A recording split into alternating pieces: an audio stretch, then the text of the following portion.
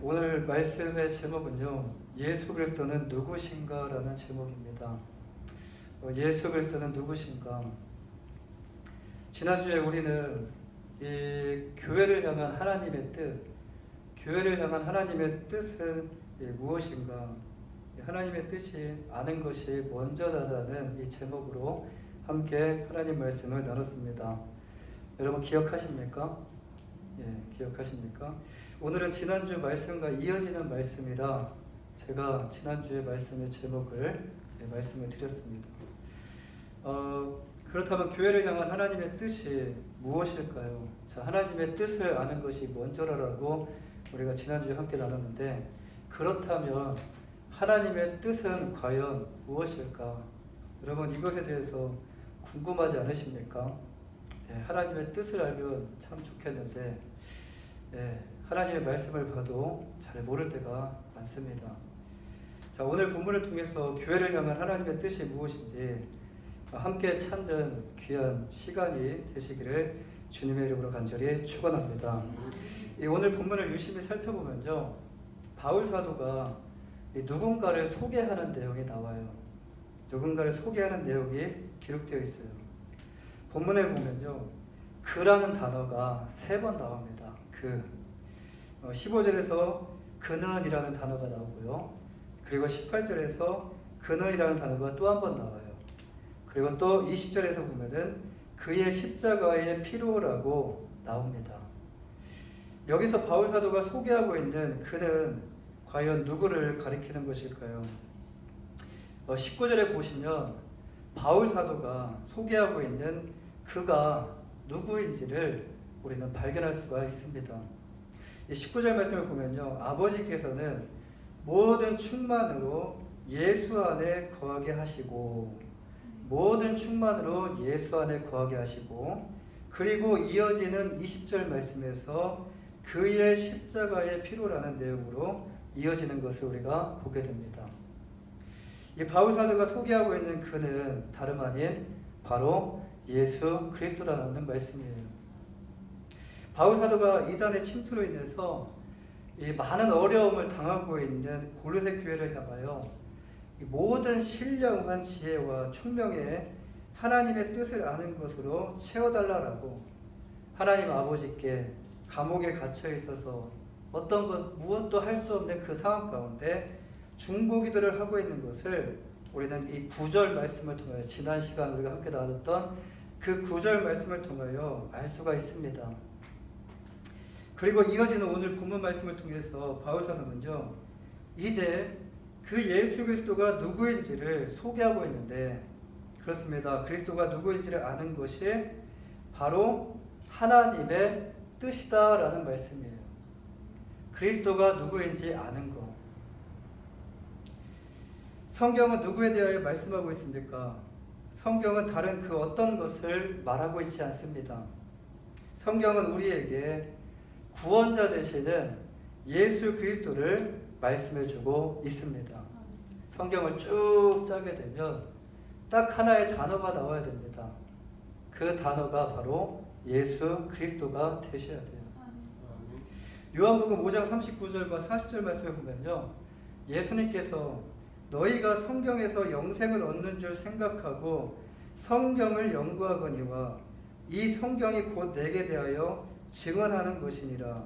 그러나 너희가 영생을 얻기 위하여 내게 오기를 원하지 아니하는도다. 그렇습니다. 성경은요, 우리에게 구원자 되시는 예수 그리스도에 대하여 증거해주고 있습니다.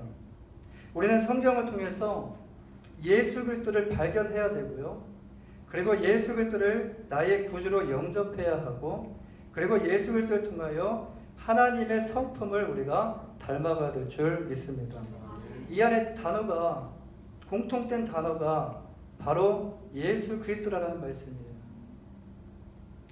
이것이 곧 바울 사도가 이전에 그 골로새 교회를 향하여 기도했던, 중보기도했던 하나님의 뜻에 관한 내용이 바로 예수 그리스도입니다. 어떤 남자가 길을 걸어가다가 하나의 요술 램프를 발견하게 됐어요. 진이 들어보셨나요? 안 들어보셨나요? 요술 램프를 발견하게 됐는데 그 남자는 책에서 본 대로 이 램프를 문질렀습니다. 그러자 그 램프에서 큰 요정이 나와가지고 소원 한 가지만 들어주겠습니다 라고 말했어요. 그때 남자가 고민에 빠졌습니다. 요즘에 청년들을 보면 너무 많이 포기를 하죠. M4 세대라고. M4 맞나요? 예, 결혼도 포기, 집도 포기, 차도 포기, 뭣도 포기, 애도 포기, 뭐 포기 해가지고 셀 수 없이 그 셀 수가 없어서 N포기, M4 세대. 근데 이렇게 얻을 수만 있다면 여러분 돈 많이 벌고 싶지 않습니까? 예, 할 수만 있다면. 예. 그래서 이 남자가 고민에 빠졌어요. 예, 돈과 여자와 결혼을 모두 갖고 싶었기 때문에 그래요. 돈도 많이 벌고 싶고 예쁜 여자친구도 사귀고 싶고 그리고 결혼도 하고 싶고 이 세 가지를 다 할 수가 없이 그냥 한 가지만 하라고 하니까 고민이 생긴 겁니다. 하는 수 없이 이 모두 불려서 나오는 걸 갖기로 하고 눈을 감고 돈, 여자, 결혼 그랬어요. 그때 소원이 이루어졌어요. 돈, 여자와 결혼을 했답니다.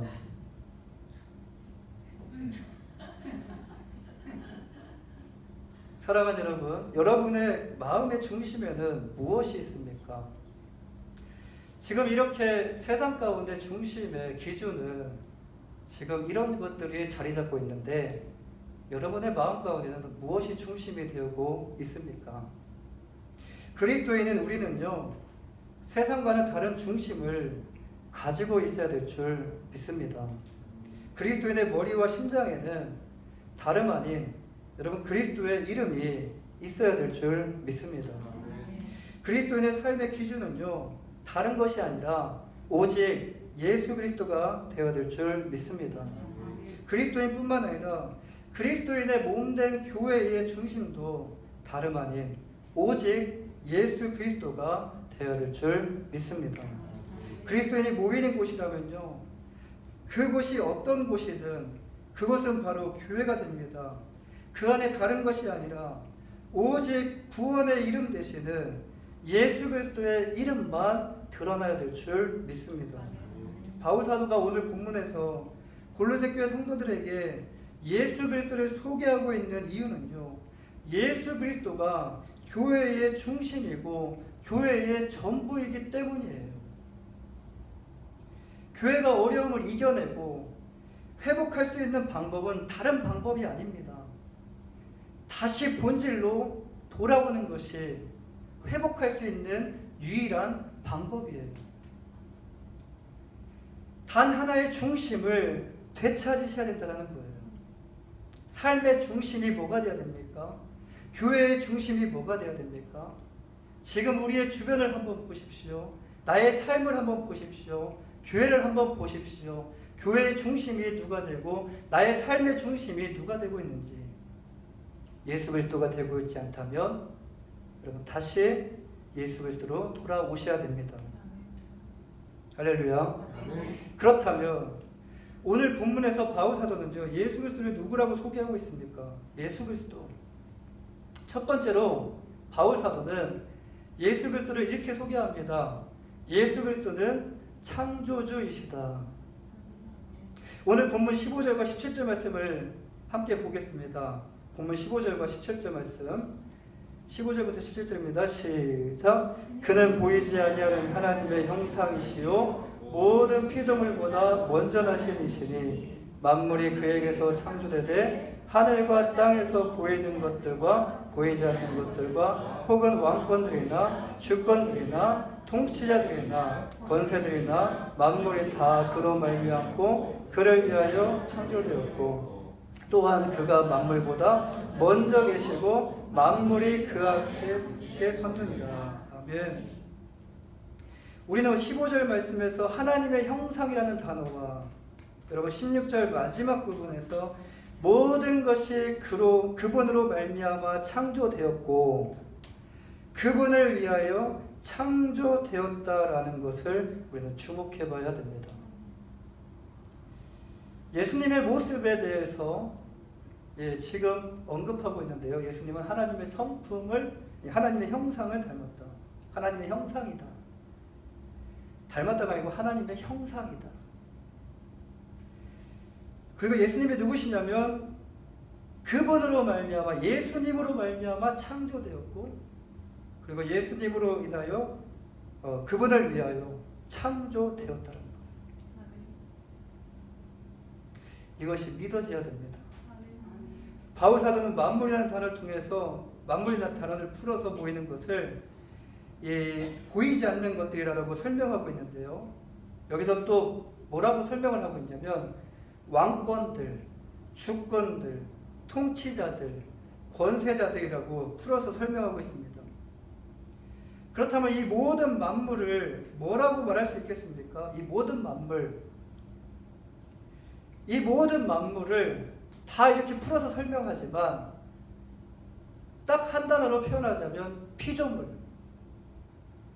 피조세계라고 말씀드릴 수 있어요. 그렇습니다. 대단한 것처럼 보이지만 왕권 대단하죠. 주권 대단하죠. 통치자들 대단하죠. 권세자들 대단하죠. 이렇게 대단한 것처럼 보이지만 다 피조물에 불과하다라는 말씀이에요. 그런데 이 모든 것이 다 어디로부터 나왔습니까? 오늘 말씀에서 창조주 되시는 예수님으로부터 시작되었다라는 말씀이에요. 그렇다면 예수님은 누구시죠? 요한복음 1장 18절에서 요한사도는요 이렇게 증거합니다. 본래 하나님을 본 사람이 없으되 아버지 품속에 있는 독생하신 하나님이 나타내셨느니라. 그분은 창조주시더라는 거예요. 창조주 하나님께서 육신의 몸을 입고 이 땅에 오셨다라는 말씀이에요. 이와 같이 예수님이 누구신지를 아는 것이 가장 중요합니다. 성경은 예수 그리스도에 대한 말씀이에요. 칼빈은 이렇게 말합니다. 그리스도를 떠나서 하나님을 파악하고 설명하려는 모든 시도를 우상이다라고 못을 박았습니다. 무엇으로부터 시작돼야 되는가? 그리스도부터 시작되어야 된다는 말씀입니다. 이 말은요 곧 그리스도가 중심이라는 말씀인데요. 그리스도를 떠나서는 그 어떤 것도 해석이 불가능하다라는 말씀이에요. 자, 예수님은 본래 아버지 되시는 하나님의 품속에 계셨던 독생자십니다. 창조 때 하나님과 함께 하셨다라는 말씀이에요. 예수님은 인류의 죄를 해결해 주시기 위하여 말씀이 육신이 되어 이 땅에 성육신하여 오신 하나님이시다라는 말씀입니다. 누가 창조하셨고 무엇을 위하여 창조했습니까? 오늘 본문 16절 말씀을 통하여 우리는 성부, 성자, 성령 삼위일체 하나님이 인간을 포함한 이 땅의 모든 만물을 창조하셨고요. 그리고 하나님의 영광을 위하여, 그분의 영광을 위하여 창조하셨다는 것을 우리는 발견할 수 있습니다. 이 말씀을 깨닫고 믿는 은혜가 여러분 안에 주어지기를 주님의 이름으로 간절히 축원합니다. 첫 번째로 교회가 붙잡아야 되는 말씀이 창조주 하나님이 바로 예수 그리스도라는 말씀이에요. 이 말씀이 믿어지지 않으면 여러분 그 어떤 것도 우리 안에 이렇게 이단과 같이 여러 가지 많은 사상들이 침투해서 들어오면 우리는 결국 넘어지게 돼요. 다른 거 없습니다. 다른 이름 없습니다. 오직 우리를 구원하실 분은 오직 예수 그리스도 이름 단 하나밖에 우리에게 주지 않으셨습니다. 할렐루야. 두 번째로 예수님은 누구시냐면 예수 그리스도는 교회의 머리이시다라고 말씀해요. 교회의 머리다. 본문 18절 말씀입니다. 우리 함께 합독하겠습니다. 본문 18절 말씀 시작. 그는 몸인 교회의 머리시라. 그가 근본이시요 죽은 자들 가운데서 먼저 나신 이시니 이는 친히 만물의 으뜸이 되려 하십니다. 아멘. 이 사람들은 사회적 동물이기 때문에 혼자 있는 것을 별로 그렇게 좋아하지 않습니다. 그냥 혼자 있고 싶을 때가 있는 것이죠. 영원히 혼자 있고 싶은 마음이 드는 사람은 없어요. 사회적 동물이기 때문에 혼자가 아니라 만나고 싶어 합니다. 누군가를 만나고 싶어요. 그래서 3, 4, 5 모이는 것을 좋아해요. 그래서 여기저기에서 이 카페에 가보면요, 여기도 모여있고 저기도 모여있고 저기도 모여있고, 식당에 가도 똑같은 곳에 왔지만 모임의 목적이 다 달라요. 이와 같이 세상에서 모임은 그 모임의 목적이 굉장히 다양합니다. 여러분, 우리도 지금 모임을 하고 있어요. 지금 이 자리에 함께 모여서 모임을 하고 있어요. 그런데 이 모임은요, 여러분, 세상과는 완전히 다른, 전혀 다른 모임이에요. 세상의 모임의 주체와 목적은요, 사람입니다. 나를 위해서, 또 누군가를 위한 모임. 세상의 모임의 모든 주체와 목적은 사람입니다. 물체가 될 수가 없습니다. 물건이 될 수가 없어요. 그런데 이 모임은요, 세상과 다른 그리스도의 몸된 교회의 모임이에요. 이 모임의 주체와 목적은 세상은 사람이 되지만, 여러분, 이 모임과 주체의 목적은 예수 그리스도가 되어야 됩니다. 할렐루야. 이 모임에서 드러나는 분은 누구만 드러나야 되냐면 오직 예수 그리스도만 드러나셔야 돼요. 그 이유가 무엇입니까?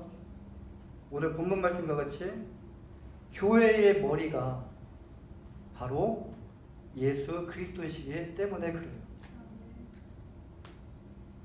교회는 그리스도의 몸입니다.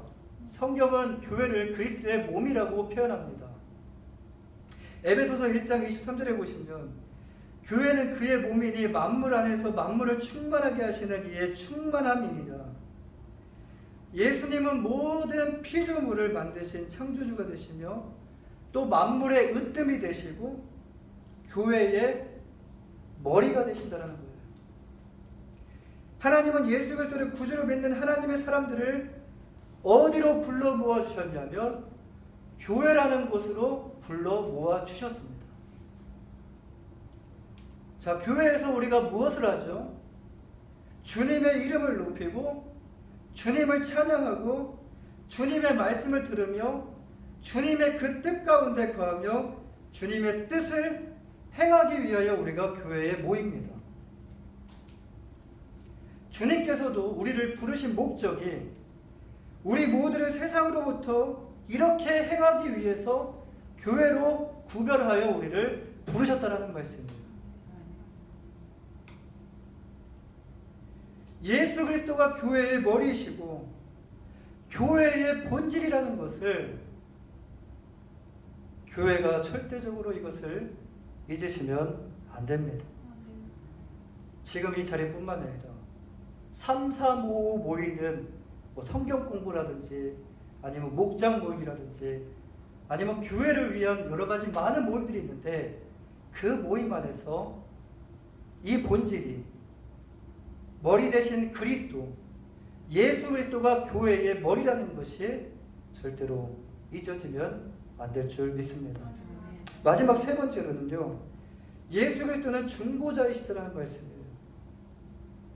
첫 번째로 창조주에 대해서 말씀을 드렸어요. 두 번째는 뭐죠? 두 번째는 머리시다.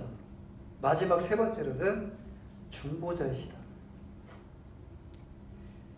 오늘 본문 22절 말씀을 보면요, 22절 말씀 함께 보겠습니다. 시작. 이제는 그의 육체의 죽음으로 말미암아 화목하게 하사 너희를 거룩하고 흠없고 책망할 것이 없는 자로 그 앞에 세우고자 하셨으니. 주님께서 십자가에 달려 죽으심으로 하나님과 우리 인간과 화목하게 하셨다는 말씀이 우리 주님께서 중보자가 되어 주셨다는 말씀이에요. 그러니까 사람과 하나님을 잇는, 십자가로 잇는 중보의 역할을 하신 분이 바로 예수 그리스도다.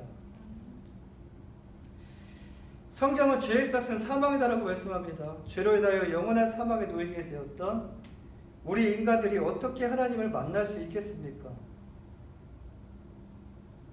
다른 것이 아니라 죄 때문에 하나님을 만날 수 없게 되었어요. 그런데 주님께서 십자가로 하나님과 깨어진 관계를 화목으로 다시 회복시키시고 하나님과 다시 영원히 함께할 수 있도록 그 길을 우리에게 열어주셨다는 말씀이에요. 우리가 아무리 찾고 아무리 불러도 하나님이 우리 안에 오시지 않으면 우리는 하나님을 만날 수가 없습니다. 히브리서 10장 19절에서 20절 말씀을 보면요. 그러므로 형제들아 우리가 예수의 피를 힘입어 성소에 들어갈 담력을 얻었나니 그 길은 우리를 위하여 휘장 가운데로 열어놓으신 새로운 산 길이요 휘장은 곧 그의 육체니라라고 말씀하셔요. 죄로 인하여 사망이 눈앞에 머리를 들고 있습니다. 우리를 지나가지 못하게 만듭니다. 죄 때문에 하나님께 나아갈 수가 없습니다. 주님께서 중보자로서 십자가 위에서 우리의 모든 죄를 해결해 주셨어요. 주님의 이름으로 우리는 하나님께 나아갈 수 있는 그 은혜를 입게 되었다라는 말씀이에요. 예수님은 누구시죠? 십자가를 통하여 죄로 인하여 깨어진 인간과 하나님과의 그 관계를 회복시키신 중보자가 되신다라는 말씀입니다. 바울 사도는 이제 골로새 교회 성도들에게 어떤 자세를 취하라라고 이렇게 권면을 하고 있는데요. 오늘 본문 23절 말씀을 보면 만일 너희가 믿음에 거하고 터 위에 굳게 서서 너희 들은 바 복음의 소망에서 흔들리지 아니하면 그리하리라. 이 복음은 천하 만민에게 전파된 바요 나 바울은 이 복음의 일꾼이 되었노라 라고 말씀하셔요. 첫 번째로 어떤 자세를 취하라고 권면하고 있습니까? 자, 이제 예수 그리스도가 누구신지 이렇게 밝히고 이제 교회가 취해야 될 자세가 있다라는 거예요. 다른 거에 흔들리지 말라는 겁니다. 세상의 사상에, 세상의 철학에 그 어떤 말에도 이제 흔들리지 말라라는 말씀이에요. 그리고 이 자세를 취하라고 합니다. 4가지 자세인데요. 첫 번째 자세는요. 첫 번째로 구원자 되시는 그리스도를 믿는 믿음 위에 굳게 서라고 권면을 해요. 우리를 구원하실 분은 오직 예수 그리스도 한 분입니다. 자, 이제 이 믿음 위에 여러분의 신앙을 굳게 세우십시오. 그리스도인의 믿음의 대상은 오직 우리를 죄 가운데서 구원하여 주신 우리 구주 예수 그리스도 뿐이십니다. 할렐루야. 두 번째로 어떤 자세를 취하라고 권면하고 있냐면 우리에게 주신 천국 복음의 소망을 바라보며 끝까지 흔들리지 말라라고 권면하고 있어요. 어떻게 하라고요? 끝까지 흔들리지 말라.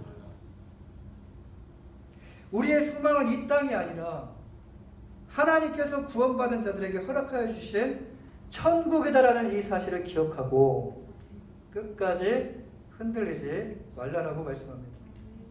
세 번째는 무엇이냐면요. 오직 예수 그리스도 외에 다른 복음은 없다라는 복음의 유일성에 대하여 권면하고 있어요. 복음의 유일성. 복음은 교회에만이 있는 것이 아니라 세상 사람들은 여기에도 있고 여기에도 구원이 있고 여기에도 구원이 있고 이렇게 하면 구원을 받을 수도 있어. 받는다가 아니에요. 받을 수 있어. 한번 해봐라는 거예요.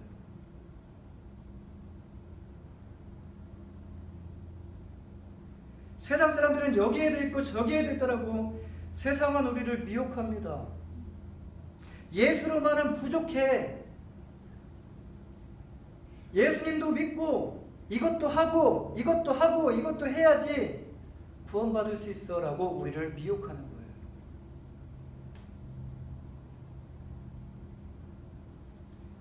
사랑하는 여러분, 다른 복음은 없습니다. 우리에게 주신 복음은 오직 예수 그리스도의 이름 단 하나인 줄 믿습니다. 오직 예수만이 구원의 길이 되시고요, 변하지 않는 진리가 되시고 영원한 생명이 되십니다. 우리에게 주신 예수 이름만 붙잡고 주님께서 부르시는 그날까지 묵묵히 걸어가기만 하면 돼요. 주님이 판단하실 거예요. 주님이 평가하시고, 오직 복음은 예수 그리스도라는 이 사실만 믿으시길 바랍니다. 마지막으로 무엇을 경반하고 있습니까? 너희들이 받은 그 복음을 받는 거에서 그치지 말고, 듣는 거에서 그치지 말고 이제 증거하고 하나님의 거룩한 일꾼이 되라라고 권면하고 있어요. 사랑하는 여러분, 복음에는요 생명력이 있고 여러분 운동력이 있습니다. 복음은 들어가면 살리는 영이 있어요. 어디든지 살립니다. 죽은 땅도 살립니다. 시커먼 땅도 여러분 기름진 땅으로 변화시키는 것이 바로 복음이에요. 복음에는 능력이 있습니다. 복음을 전하면 죽었던 영혼이 살아나게 돼요. 복음을 전하면 영혼이 치유가 되고요, 영혼뿐만이 아니라 육체 또한 치유를 받게 됩니다. 복음을 전하면요 교회가 살아나고 내가 살아나고 이웃이 살아납니다. 이 지역이 살아납니다. 이것이 바로 복음의 능력입니다. 하나님의 일꾼은요 어느 특정한 사람에게만 해당되는 것이 아닙니다. 예수님을 그리스도로 영접한 모든 그리스도인은 다 하나님의 일꾼이 되어야 될 줄 믿습니다. 복음을 전하는 자만이 살아나는 것을 경험하게 됩니다. 내 입술에서 복음이 나갈 때 그 누구보다도 내가 사는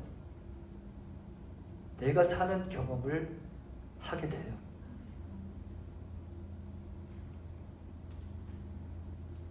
오직 예수 그리스도만 믿고 오직 예수 그리스도만을 전하는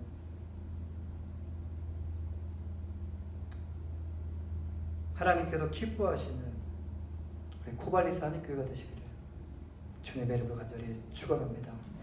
기도하겠습니다.